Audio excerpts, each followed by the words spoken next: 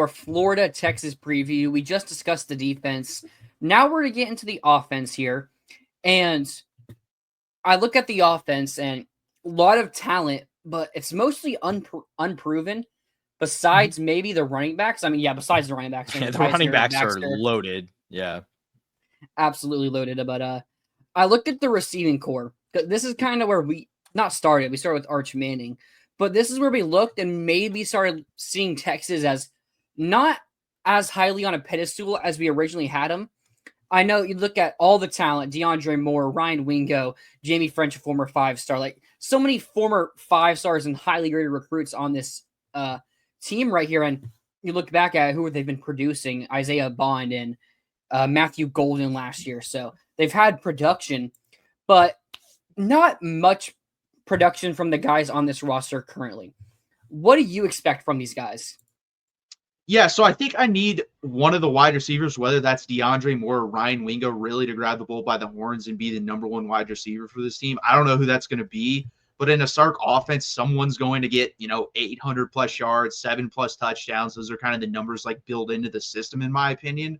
I think it's going to be Ryan Wingo. The scrimmage yesterday, apparently, that's like the one guy the defense could not stop. And I think he's super talented. I said when Texas signed him, I personally believed he was the best wide receiver since Roy Williams to play for Texas. I think that's going to be the case when he does decide to come out. I think he can be the third best wide receiver in the country. I think it could be Jeremiah Smith, Ryan Williams, and then Ryan Wingo. I think that's how good he can be. But then DeAndre Moore, I heard him talk, and he's super confident in his ability. And I've heard guys like Jordan Whittington, who came into the NFL, say, hey, he's up next. He's going to be a really good wide receiver. And he's been good. Has he been really good? No. But I do think there's that next level that he can go to. The 4-man rotation right now is going to be Ryan Wingo, DeAndre Moore, Parker Livingston, and then Emmett Mosley, the transfer from Stanford. And Sark, I love when Sark brings up guys without, in the question being mentioned that player's name, because that tells me that player's going to be good. Every time he does, that player ends up being good. He brought up Emmett Mosley's name. He just said it. He's better at everything than you think he is. That's what he said. It's like, okay, well, if you say that, then I think he's going to be pretty damn good. And he was pretty good for Stanford. He had 500 yards receiving and 4 touchdowns. And for Stanford, that's pretty good. So those are your main 4. Then after that, I think you'll get sprinkled in Dalen McCutcheon, Khalil Lockett, Aaron Butler, maybe a little bit of Jamie French and Michael Terry. But I think Dalen McCutcheon is probably the 5th guy right now. He seems to be the one freshman that's ahead of everyone else. I know, Natuno, when we did this and we talked about the receivers, you had more of the issues. Is there anything he didn't touch on right there at the receivers that maybe you encounter? No, I mean, I just think it's unproven. But I mean, I'll be honest in saying that, while I think it is a pretty much entirely unproven offense, at least at the skill positions outside of running back, I don't really worry because I honestly, Sark is just kind of one of those guys who I trust to figure it out. I mean, Sark is at the cutting edge of offensive football in the sport today, I think. But I am curious, between, kind of an unproven receiving core and obviously Arch Manning, who, I mean, it's kind of insane to me the way that he's been kind of already crowned. I mean, the guy's number 1 in Heisman odds, only started 2 games.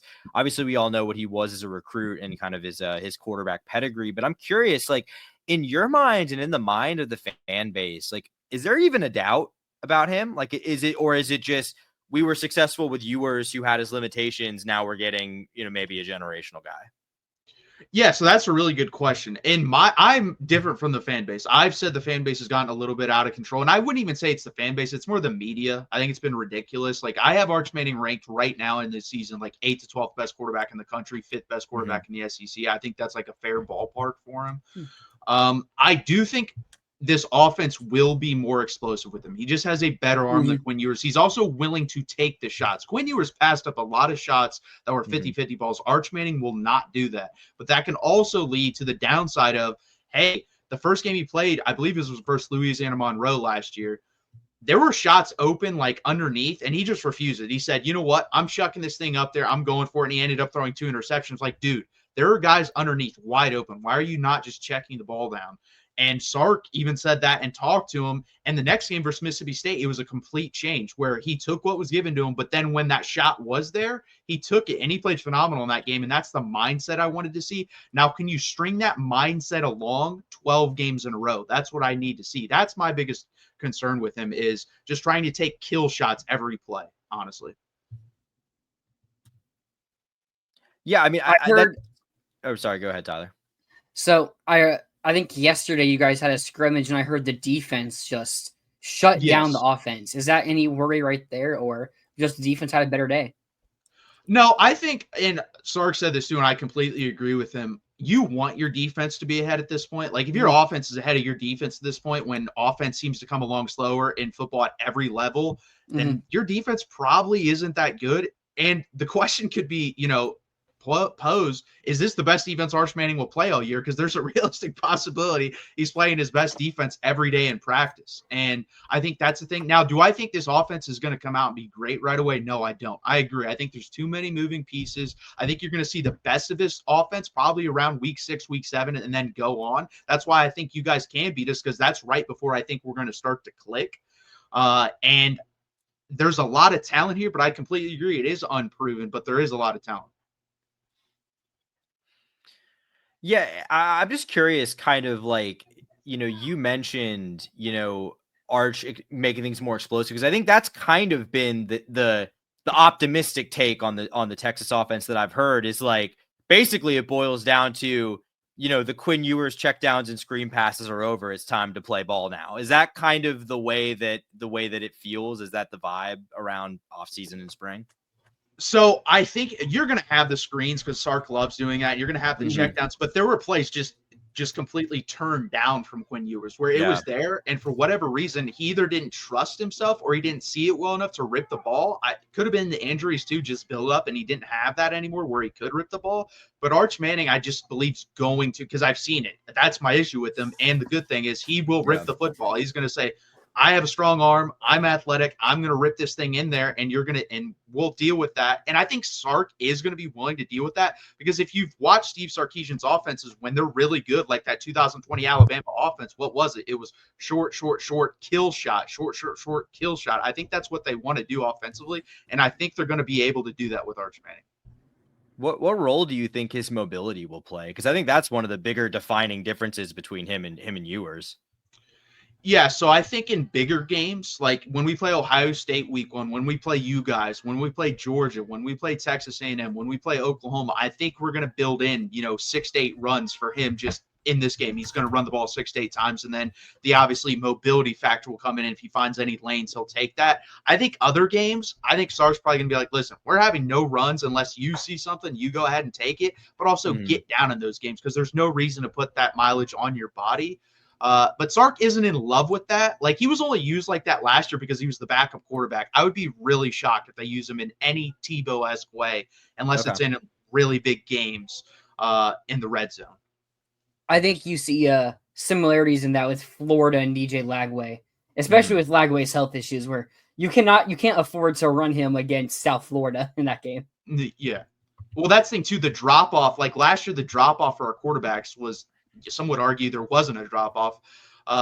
This year, it's a big drop off, because I don't even know the backup's going to be. It's either going to be Trey Owens, sophomore, KJ Lacey, freshman, or Matthew Caldwell, transfer from Troy. So that's a gigantic drop off. That's actually that's the question I was exactly about to ask you. With all the Lagway injury concern issues and everything, Florida fans especially love to talk about, okay, if Lagway gets hurt, who's going in there? And our backup QB situation is not the best. But I looked at yours, and I don't know if it's the best either. I mean, I was wondering, like, Matthew Caldwell, you brought in from Troy as a transfer, wasn't spectacular at Troy or anything like that. And Trey Owens, a 4-star, like in the 200s.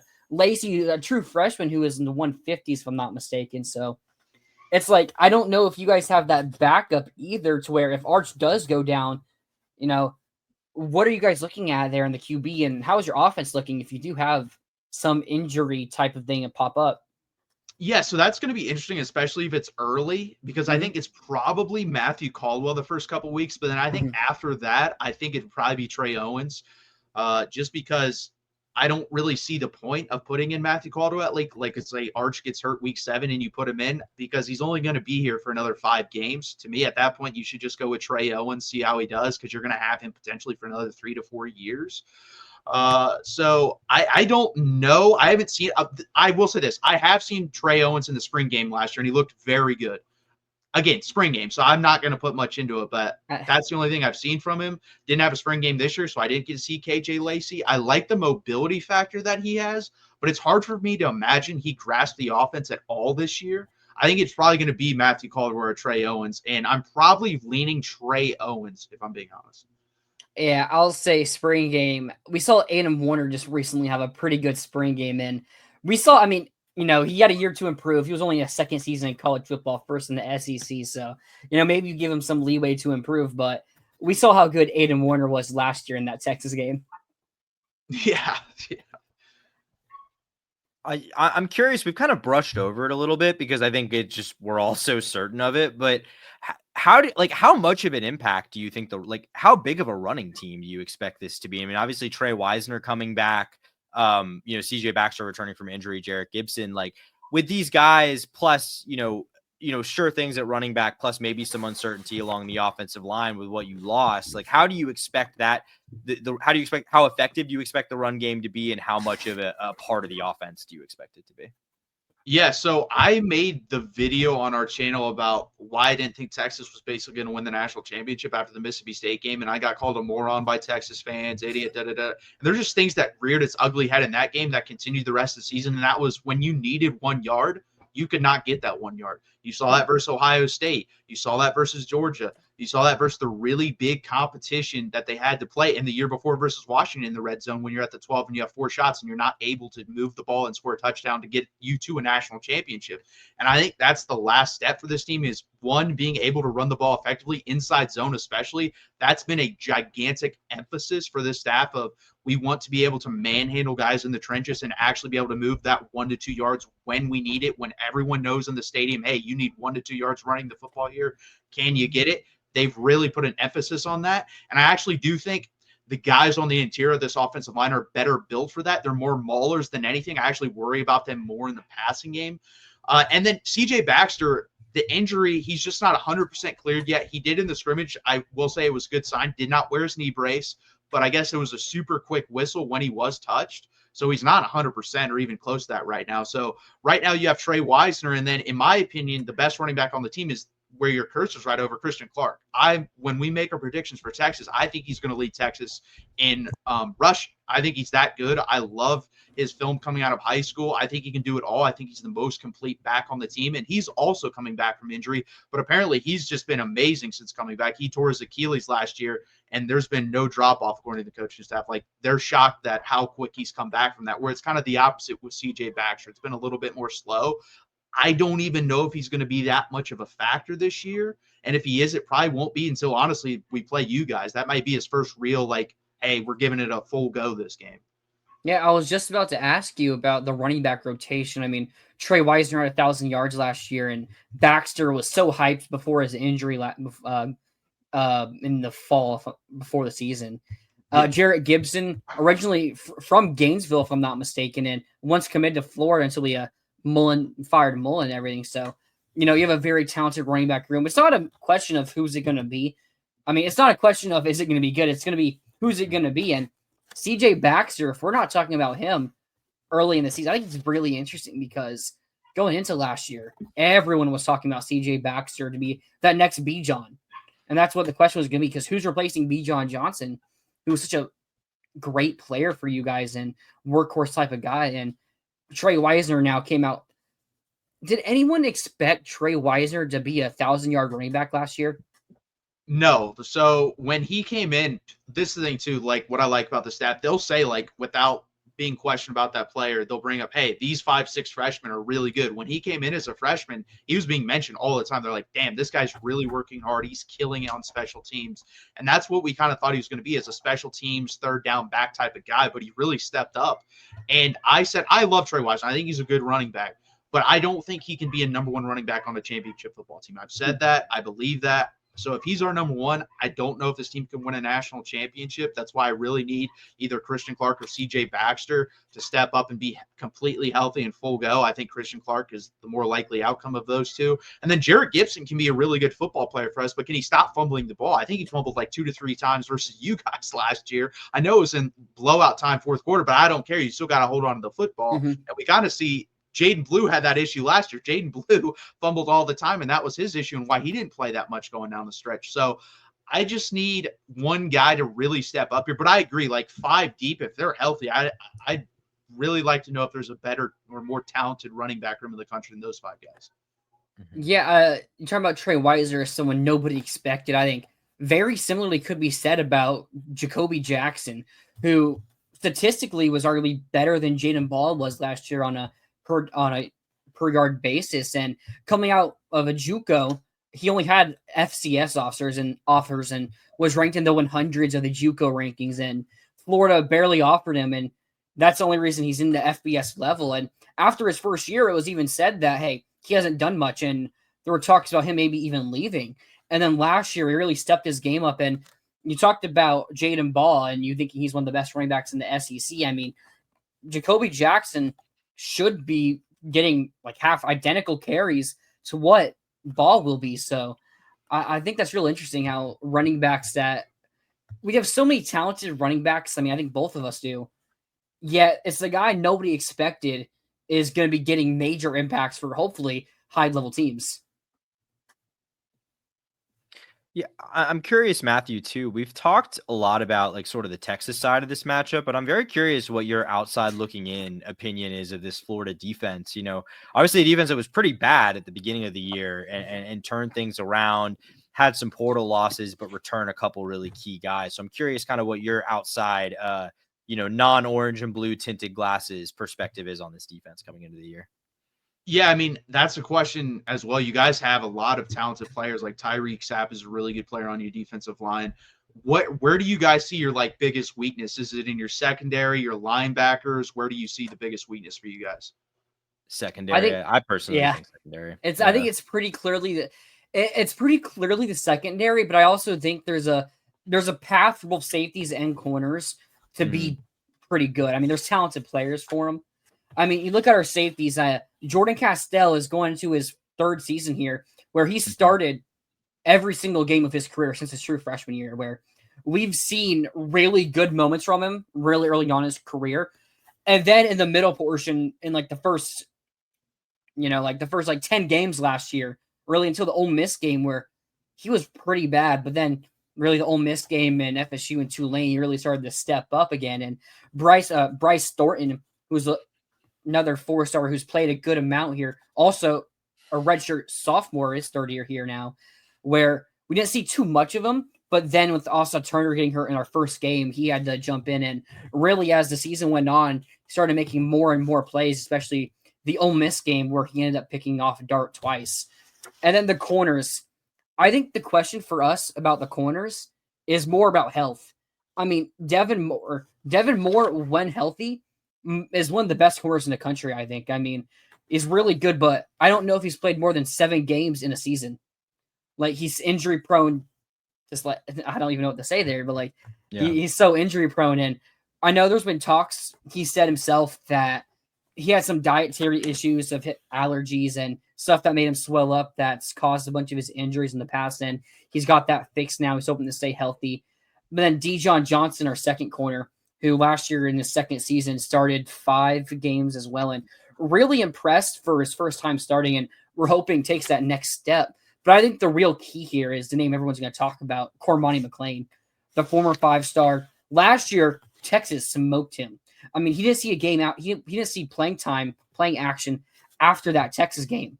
Or he may have late in the Tulane game when it was already over, but he didn't really see any playing time after that Texas game where you could argue he was the sole responsibility of like 3 touchdowns Texas guy. And now he's put on weight. He's up to 290 now. And the reports are he's having a fantastic he had a fantastic spring and he's having a fantastic fall camp so far. And I think that could be the difference maker. His 5-star potential was a top 15 recruit. Like, if we can get what we need, or if we can get what we thought we were going to get out of Cormani, or what Colorado thought they were going to get out of Cormani. That could be the difference between Florida maybe having a good secondary to maybe even being a great secondary. Yeah, I mean, my main thoughts on the secondary, like I think the starting level secondary is probably fine. I'm not sure it's great, but I think it's serviceable. I just think, especially with Devin Moore having, his injury problems, I think this secondary could get really bad really quick. I think the depth there is almost entirely unproven. A lot of question marks. So like, that's, I think, my biggest concern with the defense. I think if you stay healthy on defense, I think it's going to be fine. Maybe not quite as good as we saw for those like 4 games at the end of last season, but I think it'll be more than good enough with what I think will be legitimately one of the SEC's better offenses. But I mean, if you are 1 or 2 injuries away in the secondary from this just being a nightmare situation, at least unless someone is way more developed and ready than we know at this point in time. And then how much of a jump do you guys expect? Because I know you guys got a new defensive coordinator, Ron Roberts. And then was the other guy, Vinny Sinceri or whatever his name is, like, is Ron Roberts calling the plays? Yeah. Or is okay. So Ron Roberts was here last year where Austin Armstrong was originally calling plays to begin the year. And then we made the change after the Mississippi State game or A&M game. Mm-hmm. That's where we really saw the turnaround in our defense. Now, you didn't see it against Texas, but I think there are a lot of circumstances there that you can't really explain why. But that's where we really saw the defensive improvement when Ron Roberts started calling plays. Austin Armstrong just took a lot of risk that we didn't have the talent, or just didn't make sense to make some of the risky plays that he made. And Ron Roberts really secured things. I mean, if you look at our overall production, we were one of the worst teams in the country or in the Power 4 at giving up big plays. But then when Ron Roberts took over, I mean, it was very limited, and it was playing more safe, bend, don't break football. And in that LSU and Ole Miss game, we got a couple of bounces go our way. And I think now that we're hoping to have a healthy season, I mean, I think there's an argument to be made that Florida was the most injured team in college football last year, and most of those injuries were on the defense. So we actually hired 2 new coaches, Vinny Sunseri and Robert Bala. Pretty sure both of them got the co-defensive coordinator title. Yeah, Billy has the like 3 defensive coordinators. Yeah. He kind of does what Alabama has started doing. Yeah. Where you have like 1 play caller and then 2 other guys that are co-DCs. So I'm pretty sure what we're doing there is Ron Roberts isn't going to be coaching much longer.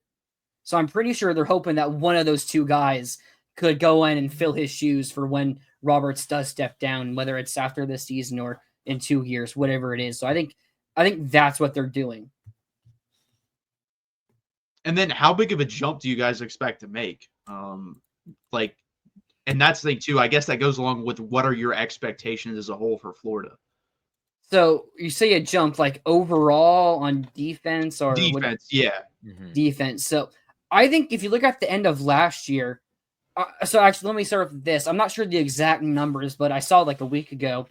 In games Florida won, we gave up like 15 points per game. But in games we lost, it was like 34 points per game. Like it was some crazy difference. And I think, and you look early in the season when we did struggle, that's where a lot of it happens in the Texas game. I think we're looking for more consistency. I think where Florida's biggest strength is going to be is our pass rush.